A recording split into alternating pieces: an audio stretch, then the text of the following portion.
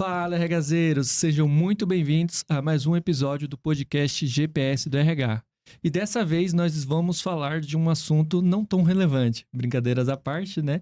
No mês que vem já teremos aí, né, a NR1.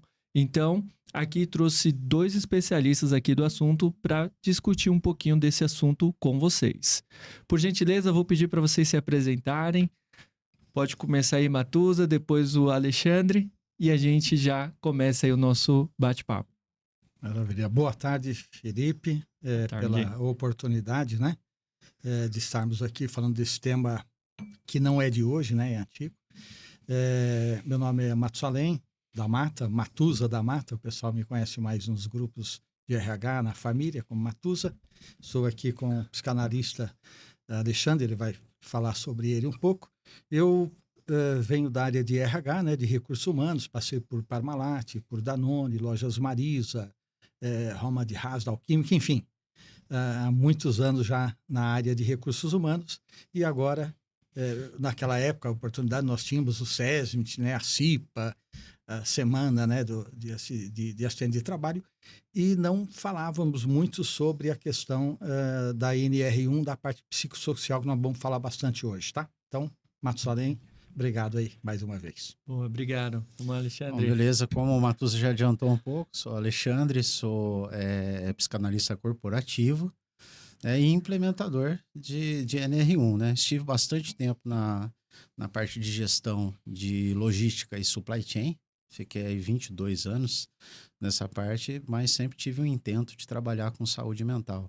E agora surgiu a oportunidade de trabalhar no meio corporativo, então retornei para a vida corporativa como consultor.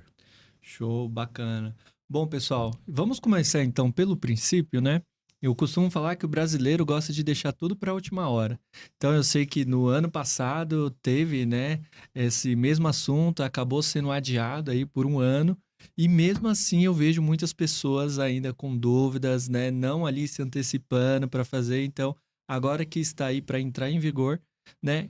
Por onde esse empresário ou esse RH ali, ele deve começar quando a gente fala aí da NR1? Bom, eu acho que a primeira coisa é entender que a NR1, ela, na verdade, sempre esteve presente, né? Todo mundo que tem, pelo menos, uma equipe de segurança no trabalho, sempre começou com a norma 1. Né? Na verdade, ela já existe há mais de 50 anos. E o que acontece? O que acontece é que antes a gente falava só de doença. A gente falava só de acidentes nas empresas. A gente falava muito sobre acidente, sobre o uso de equipamentos de proteção individual. E sempre houve um intento de se incluir a parte de saúde mental, que foi o que ocorreu agora no nosso tempo. Né? Se enquadrando aí as diretrizes da Organização Mundial da Saúde, houve a necessidade de trazer para dentro da norma uma atualização que contemplasse a saúde mental. Então, primeiro, por onde se começa é entendendo que o que mudou? Mudou que, na verdade, hoje não se trabalha mais só com a questão de prevenção de acidentes, mas com a prevenção de adoecimento, inclusive o adoecimento psíquico. Entendi, pô, muito legal, que bom que você falou isso, né? Justamente porque eu sou do RH, eu tive contatos, né, em determinadas empresas, com determinadas NRs, né? Principalmente com a NR35. E aí eu falei, pô, NR1, há muitos anos atrás eu já falava da NR35. Pela lógica, NR1, né? O 1 vem antes do 35. Então, o que está vindo, então, nesse momento é uma atualização. Não é que está sendo implementada uma nova norma. Então, na verdade, o que está tendo é uma atualização. E o que tem nessa atualização? Você bem falou, ela já é antiga, é de 1978. Aí, em 2019, teve uma revisão. Em 2024, uma repaginada. Né? Então, você vê que ela é longa, ela é antiga, melhor dizendo, ela é antiga. E o que demandou agora? Não que ela não exista, né? A gente sempre ratifica, é sempre importante a gente frisar. Ela sempre existiu, mas os cuidados eram ergonômicos, eram físicos, eram químicos. Mas e a mente da pessoa, do trabalhador, do colaborador e até do do próprio patrão, né? Do próprio empresário. Como é que fica a mente? É um corpo, né? O corpo não trabalha só físico, só biológico, também mental. Então, ela veio normatizar uma coisa que já existia. Para você ter uma ideia, hoje se perde no mundo 12 bilhões, não é milhões, 12 bilhões de horas de afastamentos. Uau! 1 trilhão de dólares. Isso é quase 70% do PIB da Holanda, dos Países Baixos. É mais que o PIB da Arábia Saudita, por exemplo. Então, o olhar, lógico que é o mental, mas o olhar ele é também esse volume de custo que todos os países têm, o Brasil está aí dentro, por isso dessa norma, né? E ela vem ela tem 2 momentos que o Alexandre vai explicar e depois eu complemento. Ela tem 2 fases, né? A NR1, riscos psicossociais. Por gentileza. Posso seguir? Claro. Então tá bom. Na verdade, a gente fala como são 2 entregáveis principais, né, que nós temos. E isso tem muito a ver com a primeira pergunta, a respeito de por onde começar. Né? As empresas muitas vezes podem se perguntar, o gestor, mas como que começa esse negócio? Começa a partir do diagnóstico de riscos psicossociais. Esse é o primeiro entregável. Né? Ele é feito através de inventário. Né? Existem escalas, mas elas não haviam sido personalizadas para a NR1. Então, o que aconteceu? Quando chegou no mais ou menos em 2023, começou-se a desenvolver um questionário específico para atender à norma, porque já estava se prevendo essa mudança, a intensidade dessa mudança. Né? Então, tem muita gente que trabalha ainda com um tipo de inventário só, mas nós trabalhamos com 4 tipos de inventário. Então, o que acontece? Ele dá um diagnóstico que dá o raio-x atual psíquico da empresa, né, em várias questões da norma, de aspectos da norma, e ele também dá uma probabilidade. Então, ou seja, né, como está a minha empresa agora em relação aos riscos psicossociais e para onde a minha empresa está indo em termos de indicadores, de KPIs, para onde ela está indo se não houver intervenção. Isso nos dá um parâmetro inicial, realmente, verdadeiramente, é o começo, onde eu vou poder fazer comparativos de evolução e entender progressivamente quais são as diferenças por estar investindo nos riscos, no gerenciamento dos riscos psicossociais. Agora, o segundo produto seria o quê? A segunda entrega que é feita normalmente. Após os mapeados riscos, se desenha um plano de intervenção continuada, né, que é muito diferente do que se contempla hoje a respeito de pensar em... quando se pensa... me fugiu a palavra agora, mas quando se pensa assim, puxa, eu vou dar umas palestras na minha empresa e está tudo resolvido. O plano de intervenção continuada, ele tem muito mais, aí a gente vai falar daqui a pouco. Que é o acompanhamento, né? Eu acredito que, como toda legislação, né, a ideia é se prevenir, é se antecipar, né, do que ter ali depois a infelicidade e ter que remediar algo depois do fato. E quando a gente fala, por exemplo, né, da NR35 da altura, então tem uma série ali, né, de protocolos que a gente sabe que precisa ser, né, atualizado. Então, poxa, a pessoa, se for trabalhar em altura, tem que ter lá o cinto de proteção, né, tem que ter ali o curso, o treinamento, enfim. Quando a gente traz para esse lado mais, né, psicossocial, como que a empresa consegue, né, se prevenir nesse aspecto para poder não ter ali esse estresse, não ter de fato ali a responsabilidade, né, com esse ônus ao colaborador? Vamos falar da parte física, biológica e química. Quando você é admitido na empresa, você faz o ASO, que é o Atestado de Saúde Ocupacional, para ver como está sua parte física, né? E quando você também sai da empresa, você tem um período lá, acho que de 6 meses, você faz um outro exame para ver se você está saindo como você entrou, né? Uhum. garantia da empresa e garantia sua também. E o risco psicossocial? Você entrou bem mentalmente e vai sair ruim mentalmente. Então, por isso, a empresa tem que se cercar, como falou o Alexandre, a empresa tem que se cercar fazendo o diagnóstico, que é a primeira etapa. O diagnóstico é como se fosse um exame médico, fazendo uma analogia. Você vai no médico, você está com uma dor, com um sentimento, o médico te passa alguns exames, você vai até o cardiologista, você vai até o fisioterapeuta, traz o resultado e engaveta.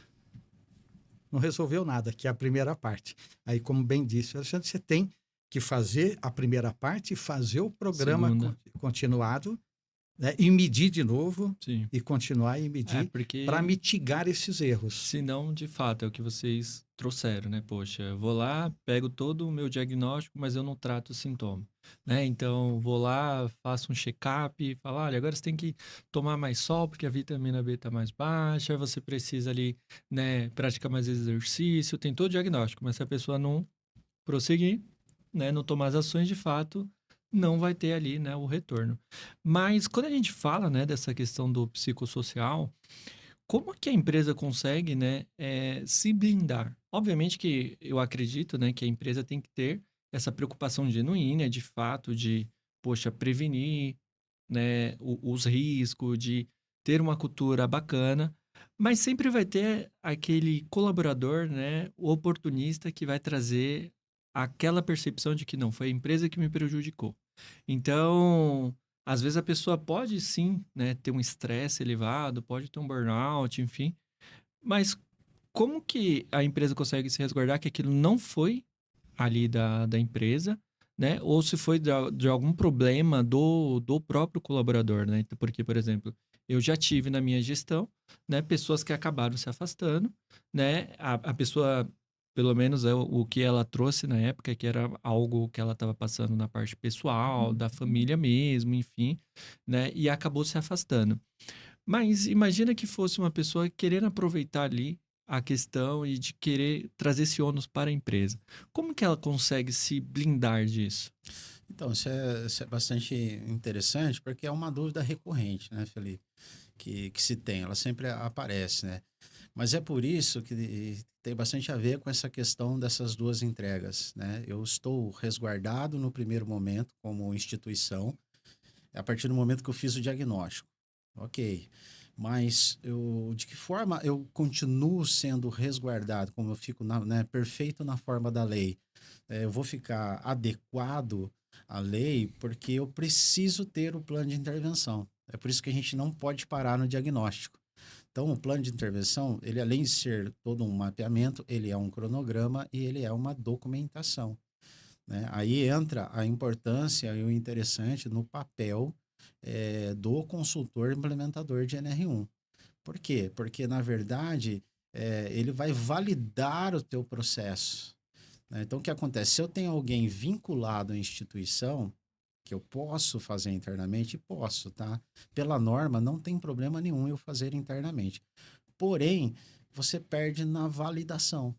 Você Entendi. perde credibilidade na validação quando você não tem um consultor ao seu serviço trazendo tudo isso, porque cada etapa do processo ela é documentada, ela é registrada, são produzidos laudos, então assim é muito importante. Outra coisa, aproveitando essa pergunta que é muito importante, é a questão de que tem duas frentes de trabalho, né? Uma frente de trabalho é a questão voltada para o ambiente.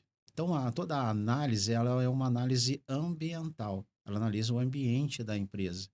E o que acontece? Quando você tem um plano de intervenção, né, continuada, que é a segunda etapa, segunda fase do projeto, você vai também trazer conscientização das responsabilidades do próprio colaborador. Uhum. Então, tem coisas que realmente pertencem à empresa, mas tem coisas que vão ficar muito claras com o plano de intervenção, quais são as responsabilidades individuais e pessoais do próprio colaborador. E isso não se tem muito um divisor de águas hoje, por falta justamente de uma gestão de riscos psicossociais. Entendi. E importante, complementando, o colaborador vai participar, porque nós estamos falando do ambiente de trabalho e não da pessoa. é protegido pela LGPD, Lei Geral de Proteção de Dados. Ele vai responder, mas ele não é obrigado a responder. Mas é importante que 100% dos colaboradores respondam, né, as perguntas dos questionários, né, ou 80%, 90% responda, para você ter um balizamento mais seguro para poder aplicar o programa citado pelo Alexandre.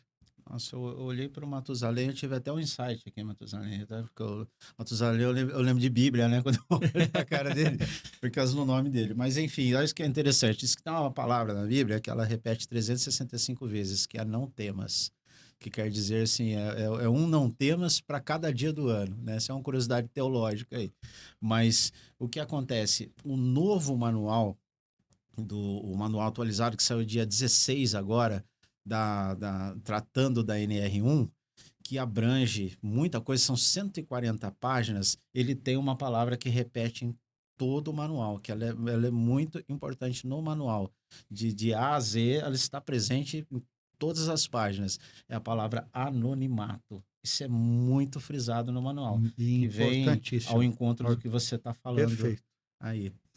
Mas é só isso, desculpa interromper. Imagina, é o anonimato do colaborador, mas não pode ficar no anonimato os fatores de risco. Aproveitando a oportunidade. E, né, pensando aqui no ambiente de trabalho mesmo, né? Porque o empresário, quando vem uma legislação, quando vem, né, esse ônus para a empresa, normalmente o empresário já puxa para ele. E, na verdade, a empresa ela é composta por todos os colaboradores, né? Então, poxa, às vezes o problema não é nem com o próprio empregador, mas às vezes tem um colega de trabalho, às vezes tem um gestor, né? Eu sei que a empresa em si, ela vai puxar essa responsabilidade, porque ela tem que garantir o ambiente, né? Mas quais seriam as dicas, por exemplo, que vocês dariam, né, para ter essa blindagem ali da empresa propriamente? Por quê? Poxa, se eu estou aqui no setor e o gestor não está, e tem brincadeiras, né, tem algum tipo de assédio, enfim, como que consegue blindar, né, dessas ações, dessas problemáticas? Eu acho que dentro desse plano, eu acho que isso até é uma prática muito comum, já não é uma prática nova, né? Mas cada intervenção dentro do plano que é estipulado, que é desenhado para a empresa, por isso que é importante que esse plano não seja um plano assim, a cada 3 meses a gente vai lá e promove uma palestra de conscientização. Não, tem que ser um trabalho contínuo mesmo, porque isso vai gerando conscientização e a prática que eu digo que ela é conhecida é que o colaborador, cada vez que ele participa de uma intervenção, ele recebe uma intervenção, ele assina por ela. Ele assina que participou e aquilo vai se tornando um registro documental. Então, o que acontece? Saiu muito do papel e daqueles quadros coloridos que tinha na empresa, né, falando de segurança, e se tornou uma ferramenta e uma prática diária que tem registros normatizados. Então, essa prática, esse mapeamento, ele vai trazendo todo o respaldo, o subsídio jurídico para a empresa, porque ali você tem formulários, datas, assinaturas, confirmações. Então, por exemplo, a empresa ela estipula algumas instruções e regras. Poxa, na ausência do gestor, as regras foram quebradas, esse colaborador ele assinou por isso, ele é ciente de que ele não pode ter aquela prática, né? Então essa é uma das maneiras mais comuns aí de mapeamento e de proteção jurídica, né? Complementarmente, a resposta dele e a sua pergunta é como que se resguarda? Fazendo o diagnóstico, não engavetando, fazendo o programa, reavaliando, e se continua a severidade, a probabilidade disso acontecer, alguma coisa não está sendo bem feita, porque se a gente fazer uma analogia à parte ergonômica, se alguém está escorregando uma escada, se alguém está caindo num pátio, você tem que pôr uma proteção ali. Se escorregou, se caiu, se machucou o dedo, é porque não, a mesma coisa aqui. Então, você faz o diagnóstico, levantamento, você faz o programa anual, mensal, você tem N, né, palestras, né, treinamentos, roda de conversa, tem N. E aí você mede de novo. E se aquele mesmo problema, um assédio moral, um assédio sexual, um excesso de trabalho, dentro dos 13 fatores de risco, ele continua, alguma coisa está errada ali, precisa reapertar esse programa e reanalisar para ver se não é um colaborador que não está nem aí, né? Entendi. Aí você mapeia e consegue identificar. E só complementando, me perdoe, o custo, né? Você falou bem, a partir do dia 26 de maio, agora de 2026, já era para ser 26 de maio do ano passado. Mas a partir de 26, agora, não é que vai começar, não. Dia 25 tem que terminar. Dia 26 já vem multa altíssima para quem não se adequar. Nós temos hoje 24 milhões de empresas no Brasil. 1 milhão já fizeram, ainda tem 23 milhões. Então, nossa, tem que apertar o cinto. É muito interessante isso que o Matuza trouxe, né? Porque é o que você falou no início, né? Daí vai ser uma corrida do ouro agora, né? Que quando chegar a data, porque realmente as fiscalizações vão acontecer, é tudo monitorado por algoritmo. O Ministério do Trabalho e Emprego, em relação ao manual, eu acho que eles foram impecáveis. Né, o manual está prevendo várias situações. Uma situação curiosa que eu estava vendo é que normalmente a gente tem-se a ideia de que você tem 13 fatores de risco, né? Mas nesse novo manual prevê que se você estiver num ambiente e você identificar um novo fator de risco com embasamento, você vai poder pontuar isso para a empresa e incluir isso nos indicadores. Bem lembrado. Isso ficou em aberto, né? É uma coisa que tornou mais flexível a análise, mas que tornou mais importante ainda a questão de eu procurar documentar, né, cada passo que é dado. E vê se minha percepção ela está correta, tá, pessoal? O que eu vejo da NR1 hoje, na verdade, ela é praticamente apenas um acompanhamento do que as empresas já deveriam ter. Então, inclusive, as empresas hoje que já têm ali uma avaliação de experiência, que já tem um feedback formal, que já tem, né, essas palestras, que já tem ali o CIPAT, que já tem ali, né, benefícios, seja para educação financeira, seja ali de, né, parte de parte de academia, enfim. Essas empresas já é considerado que ela já tem várias ações ali que pode ajudar nessa prevenção de risco e ela basicamente só precisa documentar, registrar isso ou é algo mais além ainda? Olha, ela vai precisar ter observância da atualização da norma. Então, vai depender muito de uma reorganização na forma de documentar isso. Por exemplo, Felipe, muito interessante isso que você perguntou, porque o que a gente está vendo como tendência, né, a partir do momento de fato começar a atuar com a NR1, todas as empresas, vai mudar até o perfil de contratação. A forma de contratar vai acabar mudando. Né? Vai se contratar já com vista nas premissas da norma, em relação se o colaborador aquele que está sendo contemplado para ser contratado, ele vai se adequar a essas questões de cuidado com a própria parte psicossocial. Então, isso já vai mudar o próprio processo de contratação. Então, é uma mudança muito grande em termos assim de organizar, documentar e tornar isso com indicadores para tomada de decisão. Então, isso vai acabar ocupando um maior espaço dentro da tomada de decisão, vai mudar o perfil de psicólogos, de corporativos e psicanalistas corporativos, e vai mudar o perfil do RH em relação a isso. Isso é uma própria revolução que está acontecendo. Matuza, importante... Oh, pois não. Não, pode falar. Tá. Importante você ver, ele tocou num tema vastíssimo, que é você vai buscar pessoas talvez já capacitadas melhor. Antigamente, você fazia, eu sou do RH de 30 anos atrás, você fazia um teste psicológico no colaborador. Você vai trabalhar dirigindo um ônibus, dirigindo um caminhão, né? Vai tratar com 300 pessoas na liderança, como que essa pessoa está psicologicamente? E até ajuda ela, se ela tiver algum probleminha, ela ir lá procurar um auxílio, né? Então, vai mudar realmente isso aí. E o que você comentou sobre os benefícios, ela tem. Você tem crime organizacional, você tem benefícios, N benefícios, né? E você tem alguns benefícios que tem psicólogo, tem psicanalista, tem terapeutas, mas não é só isso. Importantíssimo, porque algumas empresas, né, já têm isso. Mas não é só isso, ela vai ter que registrar no PGR. Eu não vou entrar no detalhe do PGR, mas é importante, né? Que é o Programa de Gerenciamento de Riscos Ocupacionais. Então, todo esse arcabouço vai ter que ser registrado no PGR, né? Não fica solto. Aí você amarra todas essas questões. Entendi.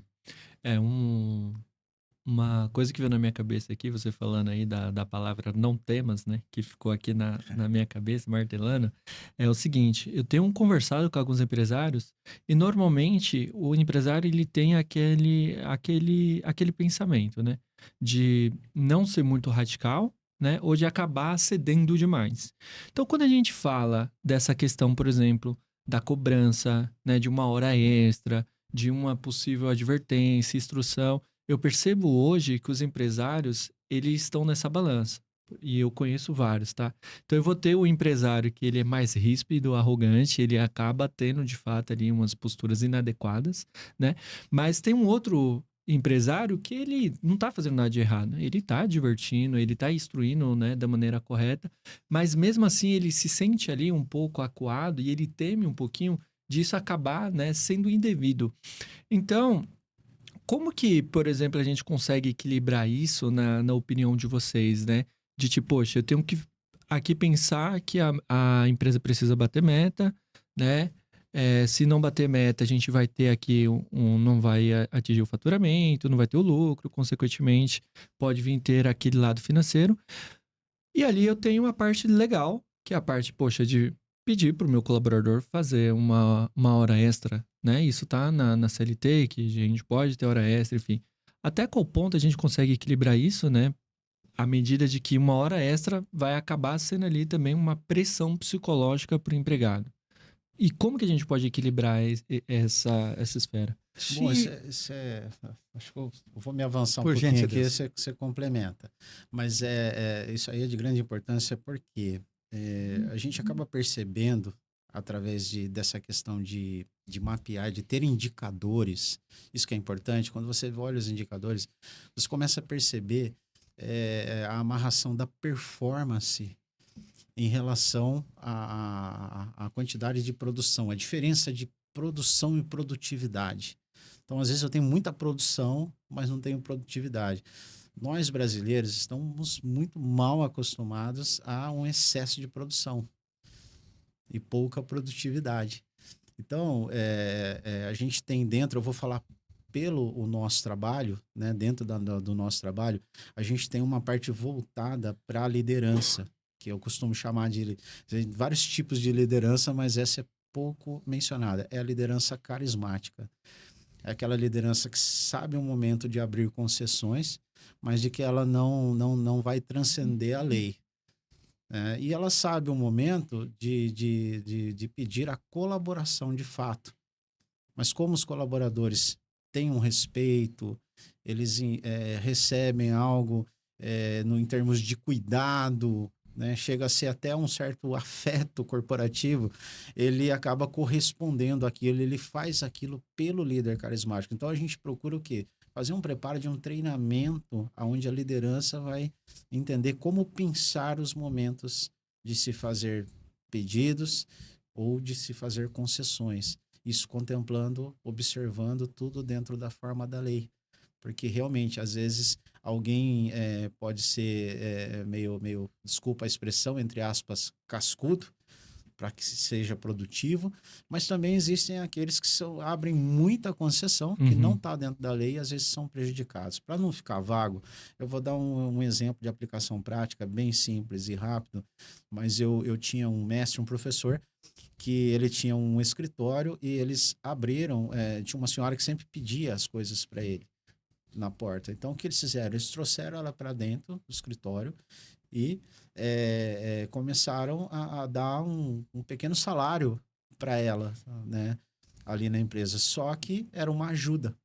Então, eles davam uma ajuda, mas aquilo não estava dentro da forma da lei. Aquela senhora, em 6 meses, ela saiu, alguém a orientou e ela processou a empresa e a empresa teve um custo altíssimo de processo trabalhista, porque não estava dentro da fórmula lei e era uma ação para ajudá-la.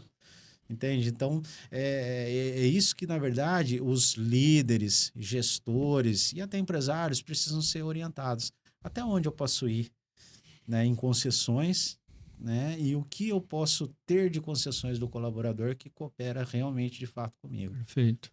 Maravilha. E na sua visão, hein, Matusa? Falando das horas extras, né? A CLT permite até 2 horas extras diárias. É permitido, acredito, deve ter tido um estudo ergonômico, um estudo físico, para que a pessoa suporte, além das 8 horas, né? Mais 2 horas trabalhada. Então, tem que ter um equilíbrio. É óbvio, nós estamos falando de seres humanos, não de máquinas, né? Então, o ser humano, um dia você está bem, outro dia você não está tão bem assim. Então, por isso da NR1, né? Para você poder mitigar os problemas mentais que possam surgir no ambiente de trabalho, e aí pode envolver uma hora extra em excesso. Então tem que ter um equilíbrio, né? A Terra está um equilíbrio. Não tem nada segurando a Terra, ela é um equilíbrio. A Lua está lá, não tem nada segurando, é um equilíbrio, né? Então Legal. tem que ter equilíbrio, né? Tudo é equilíbrio. No universo é equilíbrio. Então, se você consegue equilibrar, você não precisa forçar demais um trabalhador. Então, o líder, como bem colocou o Alexandre, o líder ele tem que ter esse aprendizado, ele tem que ter, e é o carismático, né? Tem um líder que é na pressão, o outro é o carismático. Então, ele vai entender esse comportamento e a empresa vai ganhar com isso. Eu falei no começo, 12 bilhões de dias perdidos, 1 trilhão de dinheiro. Então, se você adequar, você vai ter uma produção com produtividade. Perfeito. Então, você atuando na parte mental, a pessoa vai para casa, vai brincar com os filhos, vai sair com a família, vai se divertir, vai jogar a sua bola, vai para o cinema. Nós temos 24 horas, 8 você tem que dormir, 8 para trabalhar, ou 10, e as outras para você ter lazer. Então, isso é natural. A gente tem que chegar nesse ponto. O mundo é evolução, senão não faria sentido estarmos aqui, né? Então, temos que evoluir. Bom, pessoal, a gente está chegando ao fim do nosso podcast, tá? Mas antes de a gente encerrar, eu gostaria, por gentileza, que vocês deixassem as redes sociais de vocês, tá? E também, na sequência, após vocês apresentarem aí o contato de vocês, que vocês deixem aqui uma dica de ouro que vocês acreditam ser totalmente aí pertinente aí para quem está nos assistindo.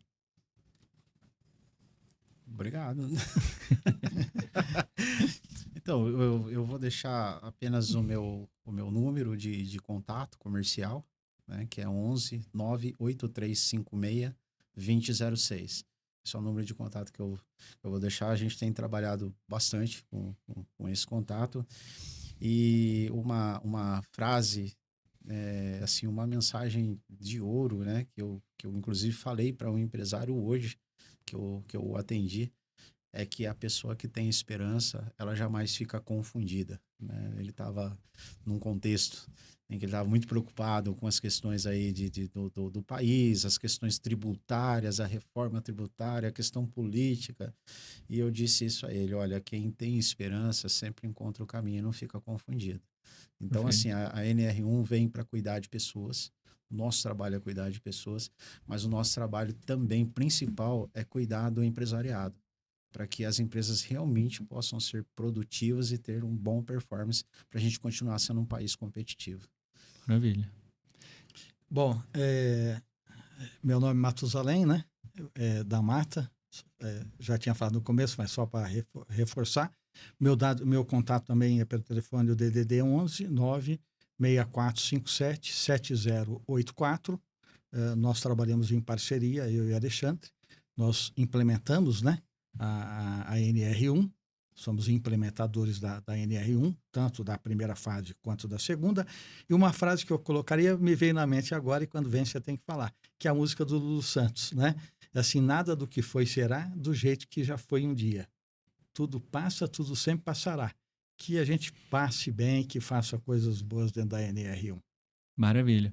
Bom, pessoal, vou deixar aqui o meu insight também, só para a gente fazer um resumo aqui do contexto. Pelo que eu entendi, então, primeiro de tudo, o primeiro passo é ter esse raio-x, né? Ter esse mapeamento de riscos. Então, que você vai levantar ali o diagnóstico. Após isso, você vai ter ali o plano de ação. Então, é o que você vai trazer, seja de benefícios, seja de palestra, né? Seja ali com um canal de denúncia para se blindar de determinadas coisas. Então, pelo que eu entendi, é basicamente isso. E até pegando aqui, né, essa frase aí do não temas, que isso ficou martelando na minha cabeça e me trouxe esse insight justamente para os empresários, né?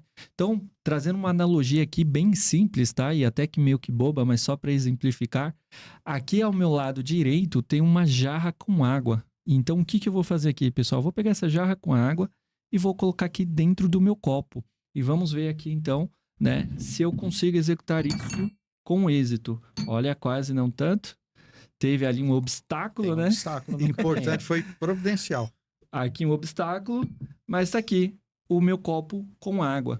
Então, a reflexão que eu quero deixar para vocês, né, é que a gente tem ali no ponto de partida uma meta, um destino. Então, a minha missão aqui era colocar essa jarra com água no copo. E aqui, né, vocês viram aqui o obstáculo, enfim, mas aqui no final o propósito ele foi cumprido. Obviamente, poderia ser que eu viesse aqui, derrubasse a jarra, que espalhasse aqui, né, pela mesa, enfim, mas qual que foi a probabilidade disso acontecer, né? Então, às vezes a gente fica ali se pegando muito no tipo, nossa, vai dar ruim, não vai dar certo, né? Então, é importante a gente tirar essa crença e colocar ali na prática, né, que a gente vai ter que enfrentar isso e muitas vezes a gente fica se prendendo nos detalhes e aí que a gente acaba esquecendo nossa missão aí, né, principal. Então é isso, RHzeiros. Muito obrigado por ter assistido a gente. Siga a gente aqui no YouTube. A gente vai deixar aqui no descritivo, no link do vídeo, a nossa comunidade. Então, venha fazer parte, que uma vez por mês nós trazemos aí esses assuntos relevantes. E vou deixar aqui o contato deles também. Até a próxima. Valeu!